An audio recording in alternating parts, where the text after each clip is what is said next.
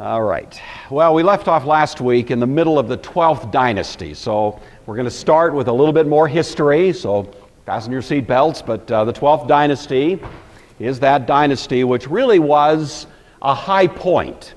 We talked about the pyramid builders. The pyramid builders were those who had been the original great civilization in Egypt, and then after that, it's as if Egypt kind of spent itself and went into what's called an intermediate period in which there was very little centralized authority. And then you come back to what's called the Middle Kingdom, and the greatest dynasty of the Middle Kingdom was the 12th Dynasty, and the greatest ruler of the Middle Kingdom was Senusret, who we talked about last week. The 12th Dynasty begins about 1991 BC. Abraham, to keep ourselves oriented to biblical history, is born around 1951. BC. So he's born in Mesopotamia just at the beginning then of this so-called Middle Kingdom, the 12th Dynasty there in Egypt. Senusret III, that we talked about a little bit last week, rules from 1878 to 1841, and it is during his rule that we have Abraham arriving in Canaan, and it's, as we said earlier, the midst of a famine. That drives him to Egypt, where he has this interaction with this Pharaoh. We were saying last week the likelihood is that Abraham arrived with some degree of sort of recognition. It wasn't just a wandering, isolated handful of people. It was probably several thousand people. And Abraham himself was viewed as something of a sheik who deserved a certain degree of professional courtesy. And it was out of that that the whole story that we hear of concerning Sarah, his wife, unfolds. Well, that's all taking place about 1875, when Abraham is about 75 years old. The birth of Isaac and the destruction of Sodom and Gomorrah take place about 25 years later, in 1851. This is still during the reign of Senusret, but to keep our eye on the biblical narrative, this is the, at least as best we can tell, the general chronological sequence of things. The next ruler of the 12th Dynasty, and the last really important one, is Amenemhet III. And you have to practice saying that, Amenemhet. 1842 to 1797. Good-looking guy. All kinds of artifacts have been discovered representing this last great pharaoh of the 12th Dynasty. He is kind of the last gasp of this particular era before Egypt once again devolves into this intermediate period. We don't have any particular reference to him in the biblical narrative, but he's interesting for a couple of little trivial reasons. He's the first pharaoh, for example, to build a labyrinth under his pyramid. Not much of the pyramid is left. It was one of those kind of mud brick affairs that doesn't survive the ravages of time very well, but by then people realized, these pharaohs realized, that tomb robbers were out there. Laura Croft and others, they were out there, and they were raiding all of the wealth that was being entrusted to the pharaoh at the time of his demise. And these pharaohs were smart enough to figure out that that wasn't helping them much if they lost all this to tomb robbers. So Amenemhet III seems to be the first one to try to fool them, and he builds more or less a rat's maze under his pyramid. It didn't work. They still found it, so the best laid plans. This is the time frame in which Abraham sends Eleazar, his steward, his chief servant, to Haran. And you recall the reason he did that was because he wanted to obtain a wife for Isaac, who is now about 40 years old. It's time for the boy to get married, But Abraham doesn't want Isaac to marry a local girl. These Canaanite women were idolatrous, and Abraham, as was the custom at that time, wanted Isaac to marry within the family a cousin. And so he left a lot of family back at Haran. We talked about that a few weeks ago. And so now he sends Eleazar to that region to find, of course, a wife for Isaac. And Eleazar is successful, and the name of the wife is? Not very robust out there. The name of that wife was? Who is that? Rebecca is right. So Rebecca comes back and marries Isaac, and 20 years later, you have the birth then of Jacob and Esau. That 20 years, of course, represented a time of some grief because it was hoped that she would bear children much earlier. If you recall the biblical story, you know that Isaac prayed, he interceded on behalf of his wife Rebekah, and then as a result of that, there was a divine response in some form or other that came to Rebekah, that two nations were in her womb. There was a war already going on in utero. And this, of course, would become thematic for a great deal of the rest of biblical history. But the birth of Jacob and Esau then takes place in 1791. So we are now into this time in which we see the end of the 12th Dynasty of Egypt and the beginning, as I say, of an intermediate period. This period is called the Second Intermediate Period. It's quite important because it's during this time frame that Joseph is sold as a slave into Egypt. And so from a biblical point of view, we're interested in what exactly is going on in Egypt during this period of time. It is first and foremost a time in which there is decentralized authority. There is no one great pharaoh ruling over the entire land. Lower Egypt and Upper Egypt are divided, and indeed even among them there are competing claims to the control of the region. So that's the first thing that we want to notice about it, and that's the reason that it's called intermediate. That's the term of art that's used to describe such a political arrangement. The first dynasty that we're interested in is the 13th. This dynasty is in the south, what's called Upper Egypt. And dynasties 13 and 14 run concurrently with the 15th and 16th dynasties in the north. So you've got stories at both ends of Egypt here. We're going to look first of all at this one briefly in the south because it sets up a couple of things that will be of interest to us. For one thing, this seems to introduce a time in which the pharaoh is no longer a hereditary office, at least in the south.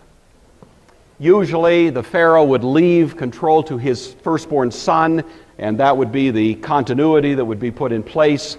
But it seems to be at this time that actually the pharaoh becomes, now this is speculation, but some have suggested, virtually an elected office. And the real power shifts from the person who is the pharaoh to the guy who kind of functions like the prime minister. He was called the Vizier. And this is an arrangement that develops in the south but moves eventually to the north. And the story of Joseph is a story of a man who rises from somewhat obscure beginnings to become this Vizier, this prime minister.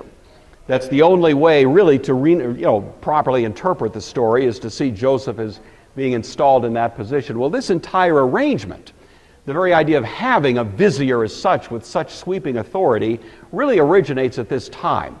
It originates in the south, but it kind of works its way up to the north, where Joseph would have found himself a few years later.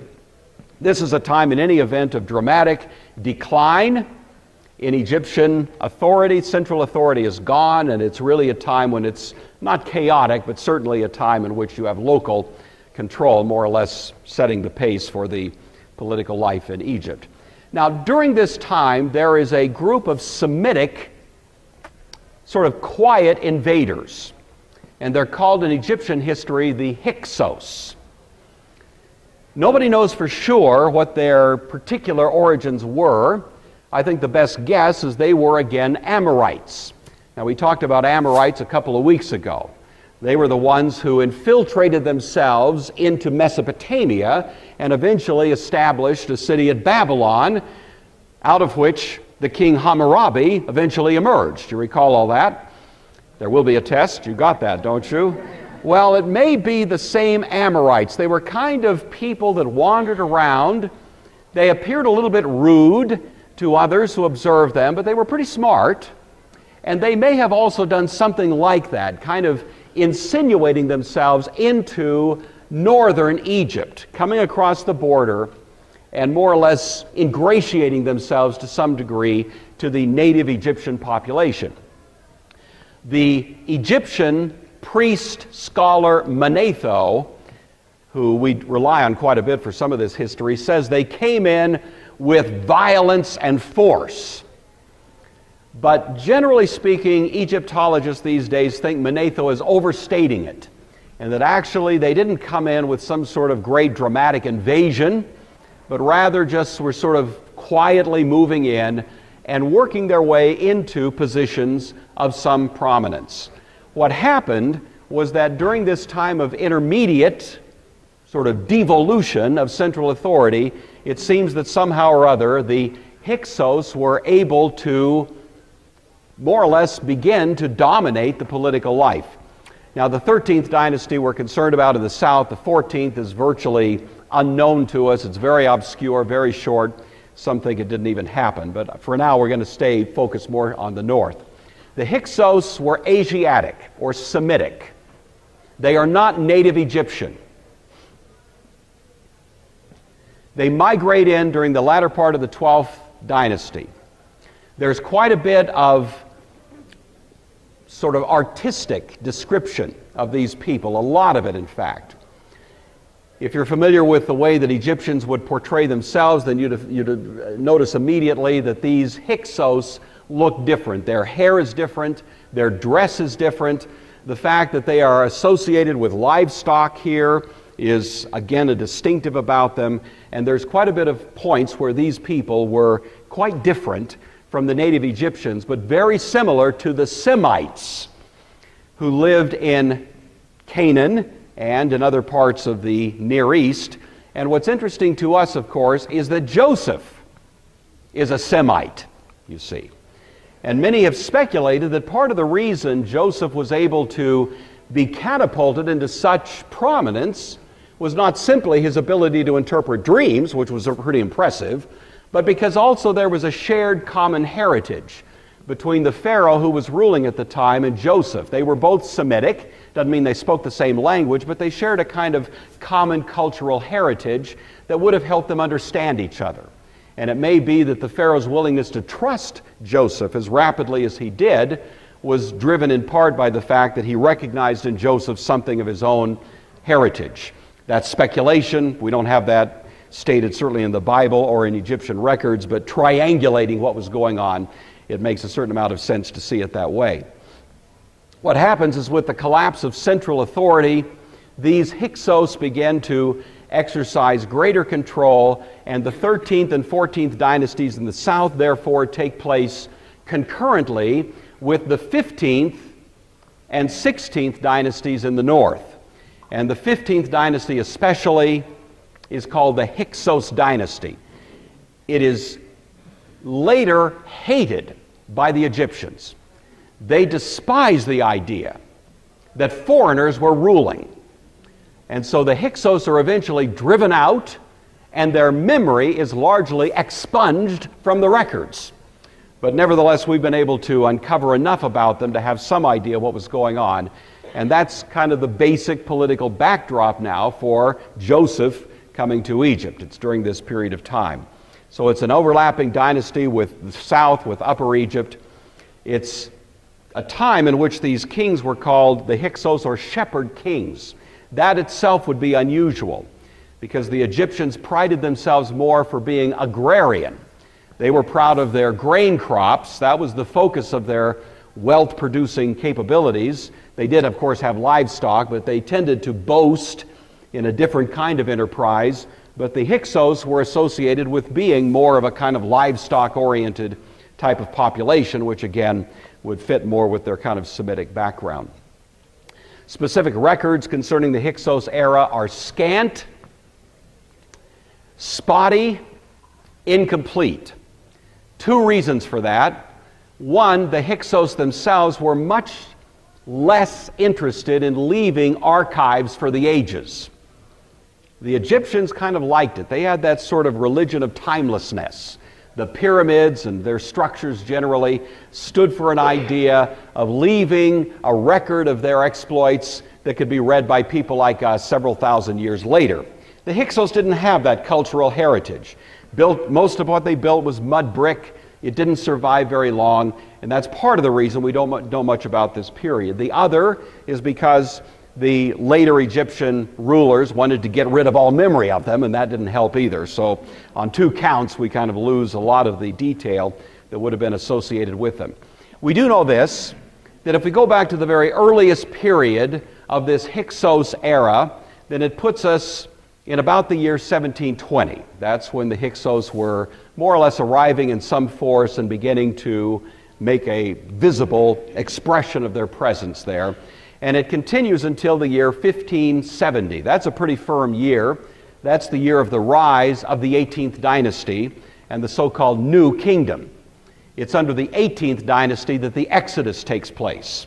So we have quite a paradigm change from the Hyksos era earlier to the 18th dynasty and the pharaohs that were hostile to Joseph and his memory that come in the beginning part of the 18th dynasty. So this is the time we're interested in. As I say, the internal history is not well known. You read Egyptologists on this and they'll say they've got some names of pharaohs. They can't give real good information on the dates and so on. But what I'd like to do is overlay that era then with what's happening in biblical history, and especially the story of Joseph. So let's just work through this. This is familiar to you. This is Sunday school material, but hopefully you recall it. And I'd like to put some dates on some of these events. Jacob flees from Esau, going back up to Haran in about the year 1720. Now you may recall he was born in 1791, and that may make him a little older than you were expecting at this point. Remember, he lived to be 130. And if that chronology is correct, then this puts him in kind of his middle age.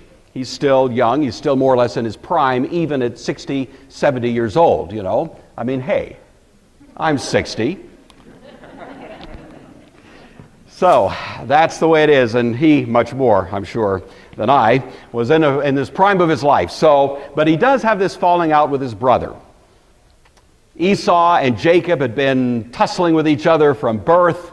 Jacob basically swindles Esau out of his birthright when he sold him a mess of pottage, you recall that. And then some years later, he is able, under some kind of subterfuge, to also get the patriarchal blessing. And Esau, that was it, you know, enough of this guy.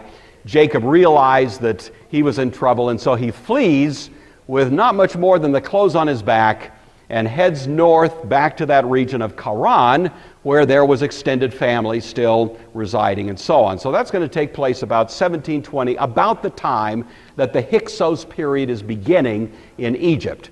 We have Joseph taking off. He's there for about 20 years. You recall the story. He works 7 years for Rachel, and then he gets Leah. So he works another 7 years for Rachel, and he gets Rachel. He probably got her earlier than that second 7, but nevertheless, the story, you know the story. And then he's another 7 years there, working for the wages that eventually are paid to him in the form of crops, or not crops, but livestock and so on that are given to him basically as a result of his labors. And God blesses him richly. And so he leaves then, after some 21 years, a wealthy man. Just before he left, we have the birth of Joseph. Joseph is born of his favorite wife, Rachel. You know the whole story. He fell in love with Rachel, but she couldn't have any children, it seemed, for a long time. So Jacob had children by the concubines, by Leah and so on. But eventually, toward the end of this era that he's there with his father-in-law, Laban, he does have a child by Rachel, and that child is Joseph. So he's born about 1700, thereabouts, and that's just before Joseph now leaves Haran, heading back for Canaan. He's fleeing from Laban because Laban is pretty resentful of all the blessings that have befallen Jacob, and it seems that anything Jacob does is blessed and so on. You recall all of that, and so he has to leave more or less under dark of night.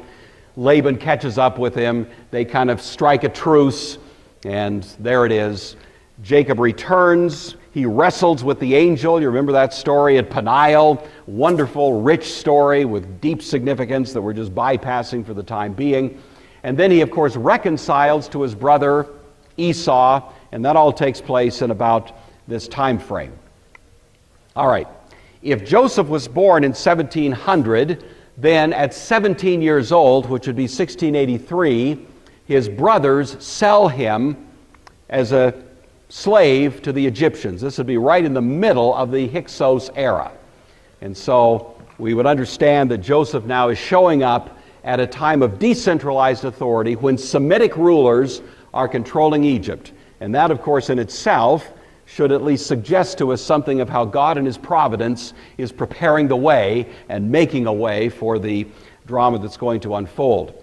Joseph shows up in Egypt, and of course he's sold into the house of Potiphar. He is probably quite well educated because growing up in the environment which he was part of, there would have been a very heavy emphasis on being well educated, and probably as a slave that distinguished him so that fairly quickly he was able to move up the ranks, you might say, of responsibility in the house of Potiphar, who's said to be one of the a commander, I guess you'd say, of the guard associated with the household of Pharaoh. And so he's there probably for about 10 years. At least we understand he's not quite 30. If he went to Egypt at 17, he's 28, maybe years old, and he's falsely accused by Potiphar's wife. He had grown from being a teenager to being a good-looking guy, 28, 29 years old. He became the object of the desire of the wife of Potiphar. She makes solicitations toward him to his credit, and somewhat shocking to most men who ever read the story, Joseph rebuffs all of that and runs for cover. And of course, as a result of that, she is angry and she accuses him of attacking her. You know the whole story.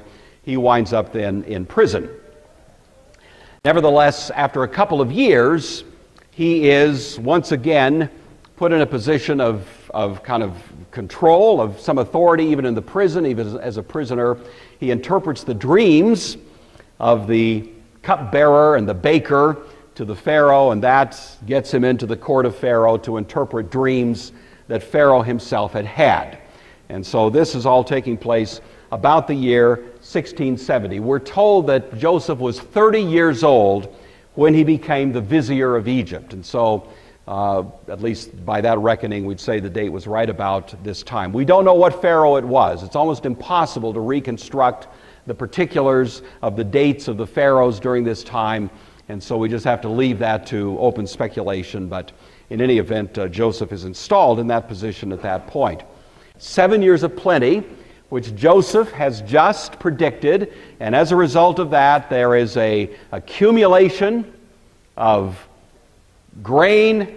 God blesses Egypt abundantly, and Joseph is in the position of storing all of this away in anticipation of the famine that's going to come 7 years down the road. So this seems to be taking place during this period of time. Back at the ranch in the south, the 14th dynasty, 13th and 14th are over, and the 17th dynasty starts. Remember, these are concurrent. The 17th dynasty begins to develop some traction. This is going to be in 1663, right at the tail end of these years of plenty, and it may very well be that it was in part the plenty of those years that gave them the ability to start establishing some horsepower, and they are eventually going to be those who drive out the Hyksos. And so these in the 17th dynasty now are beginning to have designs on reuniting Egypt under one great authority. So that's happening in the south.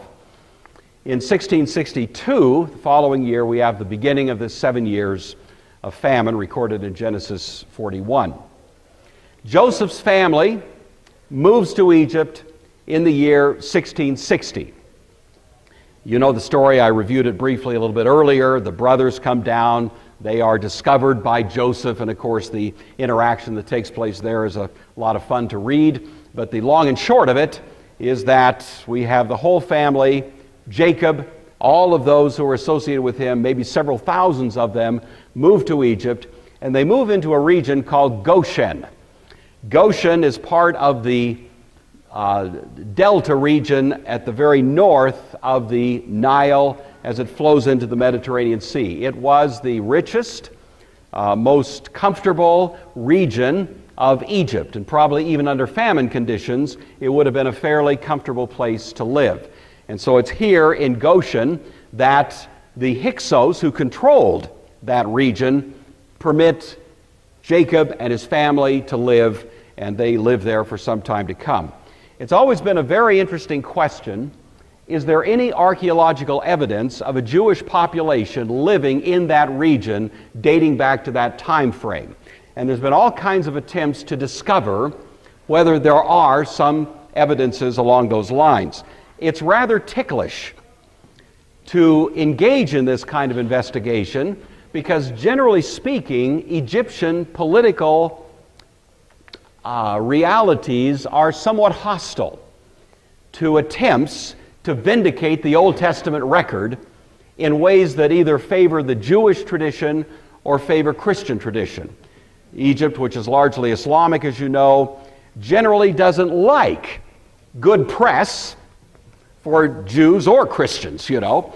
And so when archaeologists come in with the stated purpose of wanting to vindicate the Old Testament record, they run into difficulties. It has not been impossible, it has been difficult. Nevertheless, there has been a fair amount of what I think is fairly exciting work that's been done in the last 30 to 40 years in this region of what's called Goshen. And so there have been discoveries that have been somewhat interesting and I think from a Christian point of view very encouraging. One of the most interesting of them is the discovery of a kind of peculiar architecture which is unknown to Egypt but common in later Israel. And the architecture would involve a kind of horseshoe-shaped structure, such as is pictured here by an architect's drawing, but you can see the distinctive character of it. It would have a kind of large dwelling area that forms a horseshoe, and then out in the front of it is a courtyard. That was a very distinctive Hebrew sort of architectural design. In fact, some of the stories in the New Testament presuppose this particular arrangement. You recall the parable Jesus tells of the rich man and Lazarus. And the picture there is the rich man is having breakfast, you know, eating a Danish and drinking coffee and reading the Wall Street Journal. And at the gate, visible to him, but just outside, would be this poor man Lazarus. He's essentially on the street, but he is in a situation where he can see. And it says he would be happy to have some of the crumbs that fell from the guy's table, but he was not permitted to enter. You know, that story presupposes this kind of arrangement. When Jesus is on trial, the home of Caiaphas was arranged this way.